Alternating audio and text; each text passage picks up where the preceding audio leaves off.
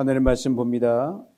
마가복음 3장 1절로 6절 말씀입니다. 마가복음 3장 1절에서 6절 말씀 제가 읽어드립니다. 예수께서 다시 회당에 들어가시니 한쪽 손 마른 사람이 거기 있는지라. 사람들이 예수를 고발하려 하여 안식일에 그 사람을 고치시는가 주시하고 있거늘 예수께서 손 마른 사람에게 이르시되 한가운데 일어서라 하시고 그들에게 이르시되 안식일에 선을 행하는 것과 악을 행하는 것, 생명을 구하는 것과 죽이는 것 어느 것이 옳으냐 하시니 그들이 잠잠하거늘 그들의 마음이 완악함을 탄식하사 노하심으로 그들을 둘러보시고 그 사람에게 이르시되 내 손을 내밀라 하시니 내밀매 그 손이 회복되었더라. 바리새인들이 나가서 곧 헤롯 왕과 함께 어떻게 하여 예수를 죽일까 의논하더라. 아멘. 일어나 한가운데 서라. 오늘 본문의 한 사람을 향하여 큰 소리로 외치는 주님의 음성입니다. 예수님께서 이 말씀을 하실 때 당시 회당에 얼마나 많은 사람이 있었는지는 모릅니다.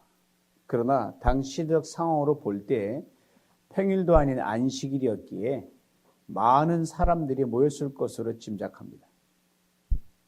바로 그 많은 사람들 속에 오랫동안 소외받으며 살아왔던 한 사람이 있었습니다. 그러니 많은 상처를 받았습니다. 특별히 이 사람은 육신의 연약함으로 인한 고통이 너무너무 심했기 때문에 그 고통은 말로 설명할 수가 없었습니다. 이 한 사람을 이 많은 사람들 틈 속에서 일으켜 세워주셨습니다. 그리고 또 이렇게 말씀하셨습니다. 내 손을 내밀라. 그리고 이 사람이 내민 손을 고쳐주셨습니다. 이것이 오늘 본문 전체의 내용입니다. 이제 본문을 조금 더 자세히 들여다보겠습니다. 오늘 본문이 일어난 시간은 안식일이었습니다. 예수님이 이 땅에 계실 때 당신을 찾아온 수많은 사람을 위로하시고 그들에게 하늘의 말씀을 증거하는 중에 많은 병자들을 고치셨습니다.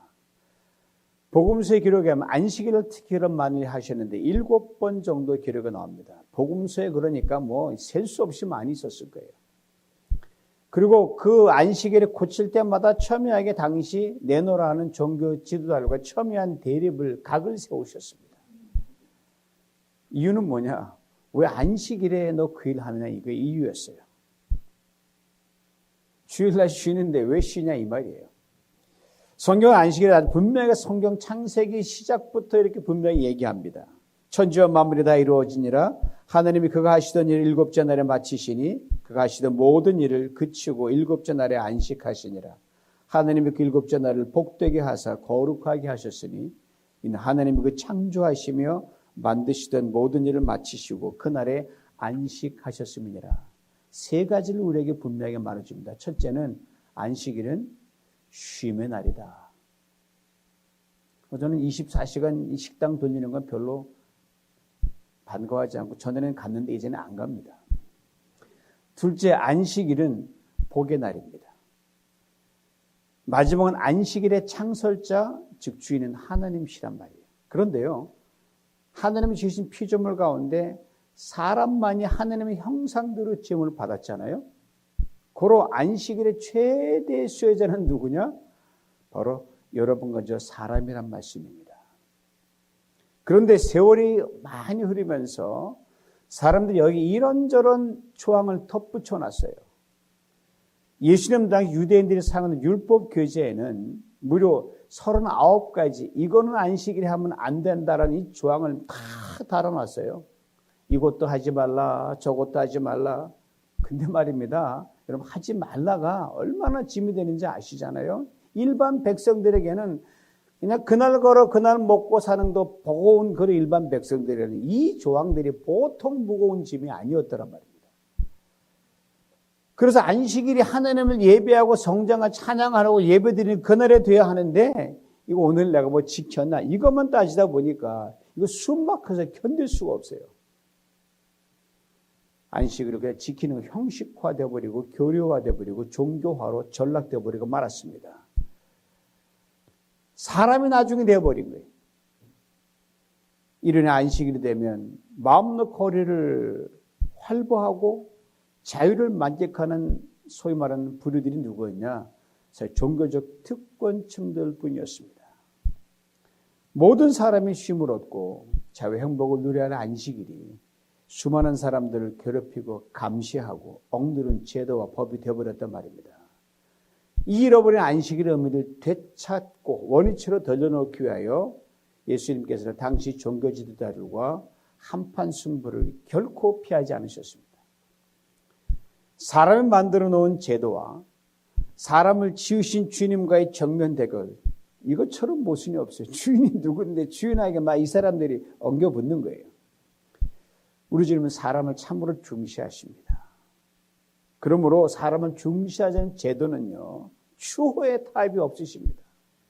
어떤 양보도 없으십니다. 오늘 보면 1절에 우리가 눈여겨봐야 할 단어가 있는데 짧습니다. 다시라고 하는 단어입니다. 이 마가복음이 다시라는 단어가 24번 정도가 등장하는데, 그러니까 잘못된 안식일을 다시 원위치로 돌린다는 이 강한 주님의 의도가 이 단어 한마디에 들어있습니다. 이걸 주님은 앞장 2장에서 이렇게 분명히 선언하셨습니다. 안식일은 사람 위에 있는 것이지 사람이 안식으로 있는 게 아니다. 이렇게 결론 내려줬습니다. 내가 안식일의 주인이다. 잠만 말아라. 이 말 말씀하셨어요. 오늘날도 마찬가지입니다. 팬데믹이 한창이던 시절 예배를 어디서 드려야 하는지를 놓고 많은 논란이 되었고 지금도 진행 중입니다. 그런데 곰곰이 생각해 보면 어디서 예배를 드려야지 이걸 놓고 논란이 될 이유가 하나도 없습니다. 고민할 게 없어요. 왜요? 이 또한 주님께서 오래전에 결론을 지어주셨거든요. 예배는 장소의 문제가 아니다. 예배는 신령과 진리로 드리고자 하는 사람의 문제다. 만일 주님이 이 시대에 활동하셨다면 예배의 목숨을 건다라고 하는 말을 하면서 건물인 그의 예배당에서만 고집하는 사람들은 주님과 심하게 아마 다투었을 거예요. 이런 점에서 우찌모라 간조 목사님의 다음의 말은 우리가 한번 깊이 되새겨볼 필요가 있습니다. 교회는 깨져도 좋다. 신학은 파탄나도 좋다. 성서 그것도 폐해지도 좋다. 다만 귀한 것은 사람이다. 아주 강한 어조처럼 들리죠. 그야말로 다 정리하면 이렇게 됩니다. 교회의 존재 목적, 신학의 존재 목적, 성경의 존재 목적은 사람을 위해 있다는 것이에요. 우리가 생명처럼 귀하기는 하나님의 말씀, 이것도 여러분 모두의 사람을 위해 하나님 우리에게 주신 겁니다.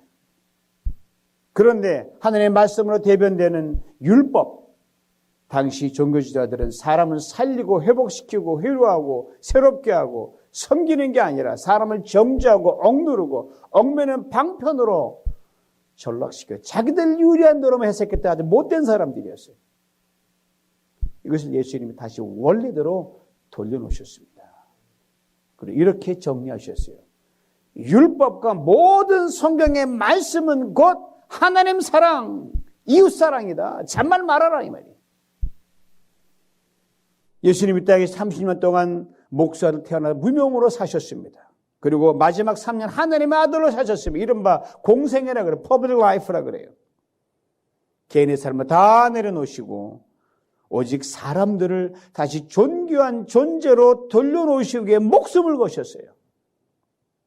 이 주님께서 그날 2000년 전에 회당에 들어가신 거예요. 그날이 안식일이었어요. 주일이었어요. 오늘 시작은 1절은 그때를 이렇게 설명합니다. 예수께서 다시 회당에 들어가시니 한쪽 손 마른 사람이 거기 있는지라. 다시 회당에 들어가셨다고 해서요. 얼마 전에 회당에 들어가셨다는 걸 전제하고 있죠. 그때 바리새인들 종교지도자들과 격하게 논쟁을 하셨거든요. 여러분 사람이 누구와 진 빠지게 싸우고 다투면요. 그 인간 꼴도 보기 싫어요. 다시는 안 만나겠다. 그런 마음이 우리 인간의 인지상정이거든요. 왜? 안 보는 게 나으니까. 왜? 만나면 다투고 시비를 거니까. 그래서 주님은 또 거기 들어가셨어요. 왜요? 주님의 손길이 필요한 한 사람을 만나기 위해 들어가셨습니다. 과격하고 싸움꾼인 바리새인들과 종교지도를 피하다 정작 꼭 필요한 한 사람을 놓칠 수 없기 때문입니다. 여러분 혹 이걸 아셔요? 우리 주님은 싸움 싫어하십니다. 그런데요, 여러분 어제 이 한 사람 살리고 건지고 고치고 회복시키기 위해서는 결코 어떤 싸움도 마다하지 않으십니다. 피 흘리기까지 싸우십니다. 회당에 들어가셨습니다. 어떤 반대도 무릅쓰고 싸우기로 작정하고 들어가셔서 그 한 사람 때문에 주님이 한 사람을 만나셨습니다. 오늘 이 한 사람이 이렇게 설명합니다. 한쪽 손 마른 사람. 누가복음에는 이 사람의 오른손이 말랐다고 기록하고 있습니다. 사람 대체 오른손을 사용하잖아요. 저도 그렇죠. 외경은 이 사람의 직업을 석공이라고 적고 있습니다. 그리고 당시 예수님께 이렇게 도움을 청했다고 기록하고 있습니다. 저는 제 손으로 생계를 유지하는 석공입니다. 청컨대 예수여, 제가 건강을 회복하도록 해주셔서 밥을 빌어먹는 수치를 당하지 않게 하여 주시옵소서. 이것을 근거로 이 사람은 이 한 가지를 추측할 수가 있습니다. 이 사람의 오른손이 마른 것은 선천성이 아니라는 거죠. 후천성 장애입니다. 열심히 석공일을 하던 중에 어느 날 손을 딱 보니까 손에 핏기가 없어지는 거예요. 점점 색깔이 변해지는 거예요. 마치 물 빠진 옷처럼 쫙 핏기가 빠져가지고는 어느 순간에 망치도 들 수 없고 손가락이 완전히 쪼그라드는 겁니다. 한창 가족의 생계를 책임져야 할 그 사람이 중간에 얻은 중도 장애입니다. 이 사람과 예수님의 시선이 마주칩니다. 이 마주치는 시선을 사람들은 애처로운 눈빛으로 바라봅니다. 근데 바리새인들의 눈빛과 종교제 눈빛은 달랐어요. 얘도 오늘 본문 2절에 이렇게 설명합니다. 사람들이 예수를 고발하려 하여 안식일에 그 사람을 고쳐주시는가 주시하고 있거늘. 저는 이 대목을 대할 때마다요, 가끔 이런 상상을 해요. 미국의 이 고발 수가 많잖아요. 이 유대인들도 수를 참 좋아하는 것 같아요. 뭐 유대인이 많아서 수가 많은지 모르겠지만 하나님도 고발할 정도니 이건 말 다 있잖아요. 보통 사람들은 말할 것도 없죠. 이 대목에서 우리의 마음을 정말 아프게 하는 것이 있습니다. 손 마른 사람을 고치는 자 안에 두고 보자. 얼마나 못돼요. 낫으면 좋겠다. 이래야 사람 아닙니까? 참 모진 사람들입니다. 허물을 찾으려고 두 눈을 부릅뜨고 있는 저들 앞에서 예수님께서 한편 손 마른 사람에게 말씀하십니다. 일어나 한가운데 서라. 아신 대로 여러 사람 앞에서 혼자 선다는 것 보통 때도 어색해요. 제가 설교하니까 어색하지 않지 그냥 서 있으면 저도 굉장히 어색합니다. 그런데 예수님에게 한판 싸움을 걸려고 벼르고 있는 이 세도 높은 바리새인들은 눈을 뚫어지게 이 사람 보고 있거든요. 거기에서 일어난다는 것 보통 용기가 아니면 힘듭니다. 그들에게 당해본 경험이 이 사람에게는 있거든요. 평소 내가 잘하는 일도 여러 사람이 앞에 있으면 실수하고 망쳐버릴 때가 있어요. 그런데 이 사람 주변에 있는 사람들이 어디 보통 사람들입니까? 오금이 저른다는 말 들어보셨죠?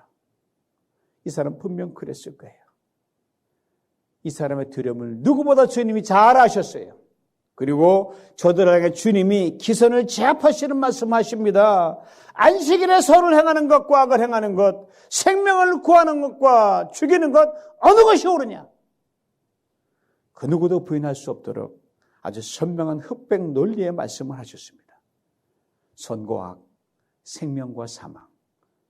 이 말을 들은 저들의 반응에 대해 오늘 보면 이렇게 설명합니다. 그들이 잠잠하더라. 지금 예수님께 손 마른 사람에게 하시고자 하는 일이 선인지 악인지, 사람을 살리는 일인지 죽이는 일인지 저들을 포함하여 그날 회당했던 모든 사람들은 다 알고 있었습니다. 그 누구도 반론을 제기할 수가 없었습니다. 평소 그렇게 도도하게 굴고 보통 사람들 쥐락펴락했던 저들이었습니다. 예수님의 말씀에 입도 뻥끗 못합니다. 이 광경을 보고 있던 이 사람 주님께로 시선을 돌립니다. 그런 광경 처음 봤거든요. 오늘 보면 아무런 언급이 없지만 그날 그때 주님이 당신을 바라보는 이 사람을 향해 어떤 제스처를 쓰는지 충분히 짐작할 수 있습니다. 걱정하지 마라. 겁먹지 마라. 이거 아니셨겠어요? 주님이 사인을 받은 이 사람, 몸을 쫙 펴고 다리에 힘을 주면서 펄떡 일어납니다. 이제 회당에서 일어서서 마주보고 있는 두 사람만 남았습니다. 예수님과 한편 손마른 사람입니다. 이 사람을 바라보시는데 이 사람이 그동안 저들에게 받아온 냉대와 차별이 주마등처럼 주님의 생각을 스쳐갑니다. 그냥 서 있지만 얼마나 떨었겠어요. 그걸 다 아시는 거죠. 그리고 입을 다물고 가만히 앉아있는 이들을 바라보면서 주님이 속상함을 노골적으로 드러내셨어요. 오늘 보면 앞절 5절인데 현대인 성경 읽어드립니다. 예수님은 노여운 얼굴로 둘러보시고 그들의 고집스러운 마음을 슬퍼하셨다. 마가복음에는 이 표현 제가 참 좋아합니다. 왜요? 주님의 인간적인 모습을 가감없이 엿볼 수 있기 때문입니다.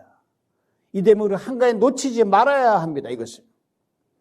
우리 주님은요, 그리스도인들이요, 하나님을 안다는 사람들이요, 모질고 고집스럽고 남에 대해 배려 없는, 잠시는 몰라도 거기 그냥 그대로 머물러 있으면 결코 가만히 계시지 않습니다. 너 그러면 안 된다. 이렇게 말씀하셔요. 책망하십니다. 슬픈 가운데 강한 내절을 쏘셔요. 너 그렇게 살면서 어떻게 예수 믿는다고 하냐? 쏘신다니까요. 이것을 잊지 말아야 됩니다.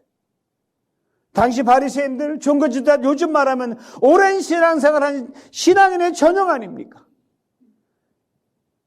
이제로 주님이 용기 있게 일어서 주님을 바라보고 있는 그 사람에 가까이 가십니다. 이렇게 말씀하십니다. 내 손을 내밀라. 내 손을 펴라는 말씀입니다. 주님의 말씀이 이 사람 즉각 손을 내밉니다. 그리고 이 사람이 일어난 결과에 대해 오늘 보면 5절 마지막은 이렇게 증거합니다. 그 손이 회복되었더라.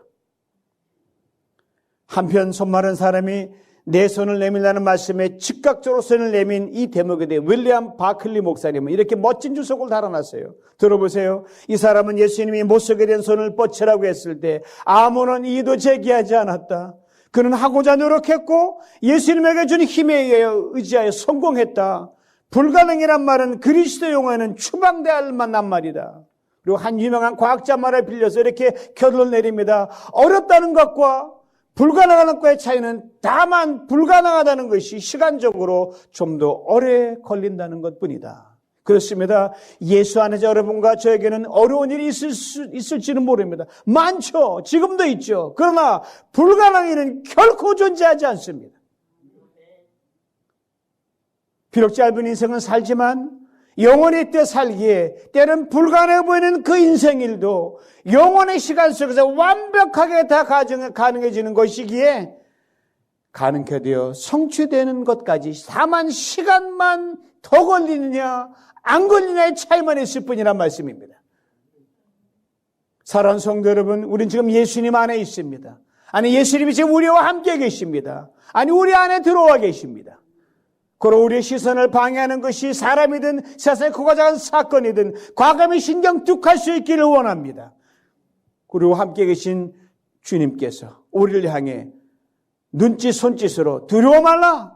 널 향한 나의 생각은 언제나 선이다. 언제나 생명이다. 회복이다라고 보낸 사인을 우리에게 보내주십니다. 그리고 사인과 함께 여러분 들고 있는 모든 한계상을 딛고 즉시 용기 있게 일어날 수 있기를 원합니다.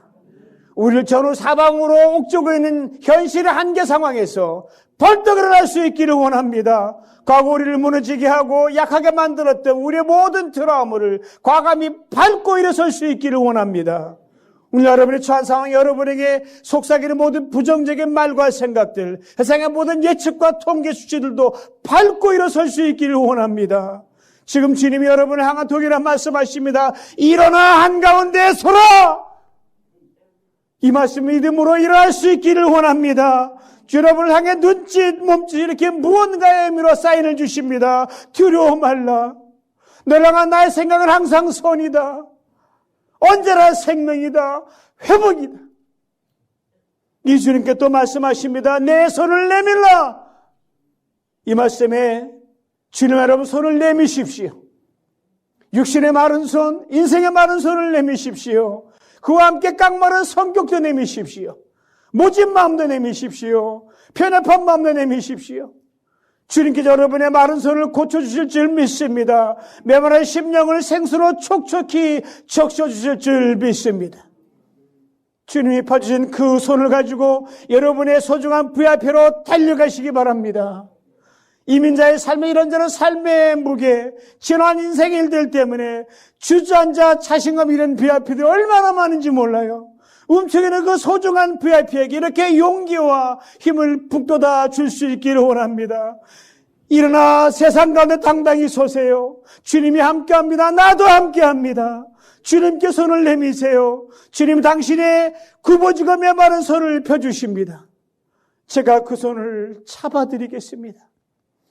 주님 품으로 교회로 돌아오세요. 세상이 뭐라고 해도 주님이 당신을 귀히 여기십니다. 제가 누비정공초와 주비정공 당신을 귀히 여기며 나그네 인생을 행복한 동행이 되어드리겠습니다. 어떤 어려움도 함께 짐을 지고 하겠습니다. 주님께 여러분의 소중한 VIP를 반드시 일으켜 주실 줄 믿습니다. 해상 속에 우뚝 세우실 줄 믿습니다. 내민선을 붙잡아 다시 사랑받는 존재로 일상으로 돌아가 손도 발도 마음도 생각도 삶도 결코 마르지 않는, 오그라들지 않는 활짝 편 인생으로 살아가야 할 줄 믿습니다. 우리 VIP를 향하여 이 시간 큰 소리 외칠 수 있게 원합니다. 일어나 한가운데 서라. 내 손을 내밀라. 이 주님께서 우리 각자에게 먼저 이 은혜를 보여주시길 간절히 원하십니다. 그래서 주님 말씀하십니다. 일어나 한가운데 서라. 또 말씀하십니다. 내 손을 내밀라. 일어나 주님 손 굳게 잡고 주님의 능력으로 소망 가운데 날마다 승리, 일사의 기적이 되는 것을 경험하는 믿음의 사람들로 살아가시길 주님의 이름으로 축원합니다. 능력의 이름 예수, 권능의 이름 예수, 소망의 이름 예수, 세상의 모든 비난과 논쟁을 잠재우는 이름 예수. 주 오늘 이 안식의 날에 주님의 이름을 부릅니다. 찾습니다. 의지합니다. 우리를 누르고 잡아 끌고 흔드는 어제와 오늘의 모든 한계 상황의 한가운데서 말씀 의지에 담대히 일어섭니다. 주의 시간 주께서 우리에게 보낸 눈짓의 사인, 손짓의 사인을 보게 하옵소서. 그 사인에 담긴 주의 음성을 듣습니다. 두려워 말라. 너를 향한 나의 생각은 언제나 선이다. 언제나 생명이다. 회복이다. 주님의 음성을 들으며 주님의 사인을 보며 이 자리에 일어납니다. 주여 또 말씀하옵소서. 내 손을 내밀라. 주 행하시는 주님이시오니 주 능력 앞에 주저와 손을 내밉니다. 손을 펴니다. 주여 우리의 구부러진 허리를 펴주시옵소서. 주 움츠러들고 위축된 우리의 삶을 펴주시옵소서. 주 우리의 메마른 심령을 펴시옵소서. 우리 모든 엄청 육신의 연약함, 그것이 무엇이든 싹 다 펴지는 기적의 시간 되게 하여 주시옵소서. 주여 우리가 믿나이다. 지금 있는 자리에서 그리하여 주옵소서. 우리를 죽기까지 사랑하시고 우리를 영원한 벌의 생명으로 다시 살리신 예수님의 이름으로 기도하옵나이다. 아멘.